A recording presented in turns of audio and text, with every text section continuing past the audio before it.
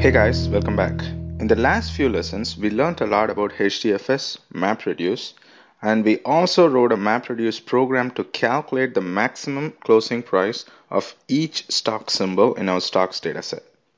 Even though the MapReduce program we saw was simple and easy to understand, we can agree that writing MapReduce program takes some effort. In the very least, you need to understand the concept of MapReduce. You need to know the basic understanding of different MapReduce phases. You need to know a programming language like Java, Python, or Scala to write a MapReduce program. And finally, and the most important thing, is to visualize the problem in MapReduce. And that takes some practice. But once you're done with the program, you need to test it with a smaller data set in a dev or test cluster, and then when all checks out, you then deploy your MapReduce program into production. This obviously takes a lot of time and effort, and not to mention some learning curve. Let's take our maximum closing price by stock symbol problem. Wouldn't it be so awesome to have a tool that takes in few instructions and execute them in our Hadoop cluster and get us the same output? You know where I'm going with this. Apache Pig is our answer. Pig was developed at Yahoo to make MapReduce accessible to anyone who want to work with Hadoop cluster. Pig is now a top-level project in Apache. Pig is widely used in the industry and a must-know tool if you would like to get involved in the Hadoop ecosystem. In this lesson, I will show you with just 4 lines of Pig instructions how we can solve the same maximum closing price by stock symbol problem, which took a couple of pages of code with a Java MapReduce program. Before I go any further, I have to mention that this lesson just scratched the surface of Pig. Pig is a lot more involved and a highly powerful tool with a lot of features like complex data types, implicit casting, joining data sets, support for macros and functions, etc. What this lesson will give you for sure is a taste for this awesome tool. The files for this lesson is under Hadoop Starter Kit /pig/stocks. When you get into this directory, you'll see 2 files. maxcloseprice.pig is the file with pig instructions. And the README file has general instructions on how to run this pig script. So let's open the maxcloseprice.pig file. Take a look at the set of instructions. That is it. We can get the same result from these 4 lines of instructions as what we got with the MapReduce program. Pretty awesome, isn't it? So, pig instructions are written in pig Latin. What you see here is pig Latin instructions. Pig Latin is an easy to follow data flow language. Don't be scared that you have to learn a new language. It's not complicated at all. Let me walk you through step by step, okay? Take a look at the first instruction. Just read the instruction out loud. Load the dataset in location user HIRW input stocks using pig storage, as you're giving a list of columns like exchange, symbol, date, open, high, low, close, volume, and adjacent close, and their corresponding data types. The load instruction is used to load the dataset. Since our dataset is a comma delimited dataset, we are using the pig storage load function. And you're also specifying the delimiter of your dataset, which is comma in our case. Then we give a list of columns with the corresponding data types to match with what we see in our dataset. That's simple, right?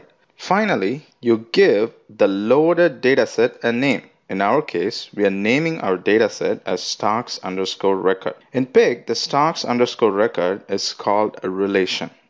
Each instruction will result in a relation. So stocks_record is a relation, group by symbol is a relation, maximum closing is a relation. You get the idea, right? So now we have the records loaded, and we have also given a name to the loaded records in the Pig script.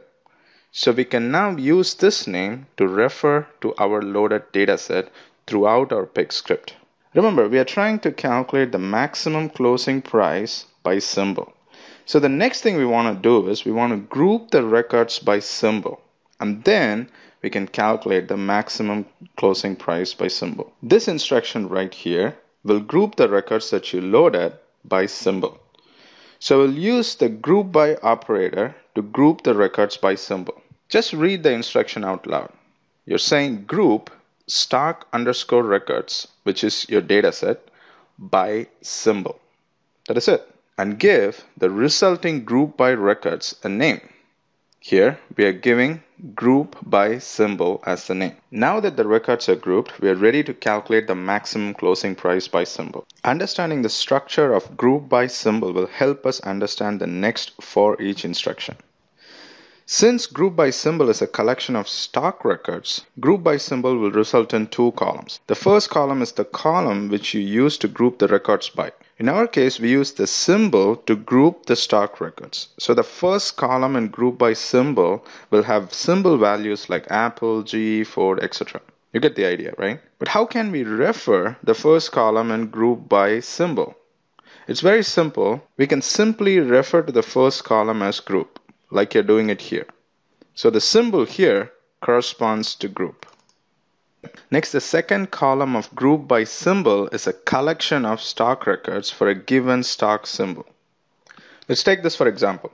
The first record in group by symbol is a collection of stock records for the stock symbol Apple. So in this case, your first column value will be Apple, which can be referred by simply group. The second column value will be a collection of stock records because we are grouping the stock records by symbol, right?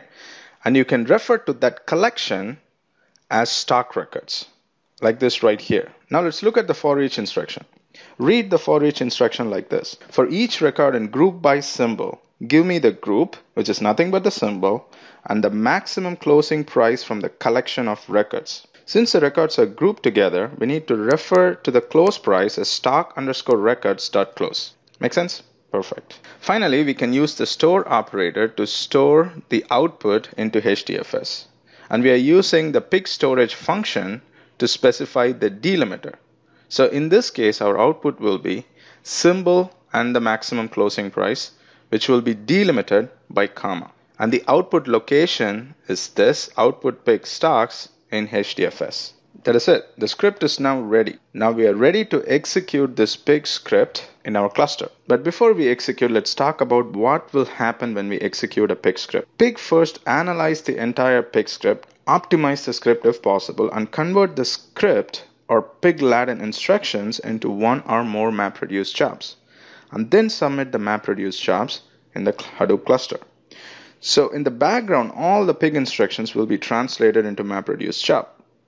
But the nice thing is the user don't even have to know about the behind the scenes details. So let's try to execute the script in our cluster. You should have access to this cluster that I'm in right now, and you can execute the same script that I'm executing now. If you don't have access yet, get your free access at www.hadoopinrealworld.com/Hadoop Starter Kit. I've also included the URL in the lesson notes. So let's see how we can run this pig script. So if you go back to the directory, you can see another file called readme file. Open the readme file from the same directory. The readme file has instructions and details on how to execute the pig script. It has few information like what is the input location for the pig script, which we have already mentioned in the pig script, which is user HIRW input stocks, and where this pig script will produce the output, which is output pig stocks. The next is you want to delete the output directory first, because if the output directory is already there, pig will fail to execute. It will throw an error saying that the output directory is already there, so it cannot override the output directory. So the first thing to do is make sure to delete the output directory if it's already there. And then let's execute the pig script. So first let's delete the output directory. Okay, so the output directory is now deleted. Now it's time to execute the pig script. All you have to do is just say pig and give the script name. There you go. So now the pig is taking your instructions in and translating them into MapReduce jobs. So it has already started executing the MapReduce job in the Hadoop cluster. All along, we can see the progress it is going to make. So it has already calculated it needs 4 splits, so it would launch 4 mappers.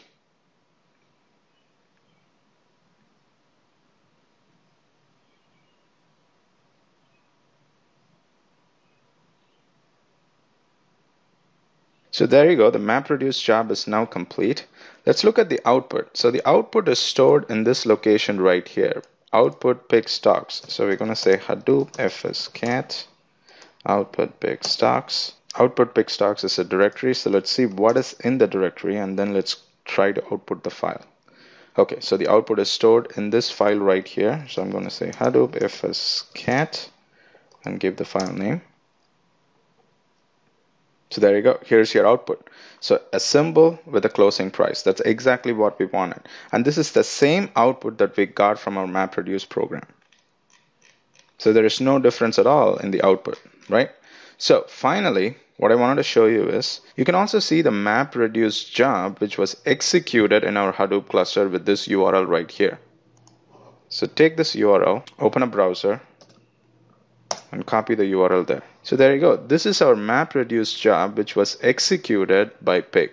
As you can see here, the job name is pig_laden_max_close_price.pig. So as you can see, there were 4 input splits as we saw. So we are seeing 4 mappers here, which was executed in different nodes.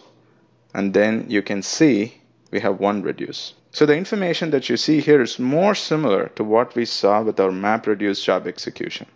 Because it makes perfect sense, right? Because pig took your pig instructions and converted them into MapReduce job. But the beautiful thing here is we did not write a single line of Java code to produce the result, because pig behind the scenes took care of everything. That is it, guys. As I was saying, this is by no means a complete overview of pig. And there is a lot more cool stuff you can do, like joining multiple datasets, custom functions, etc. with pig. But I hope this lesson gave you a good introduction to Apache Pig. With that, let's wrap this lesson. See you in the next lesson.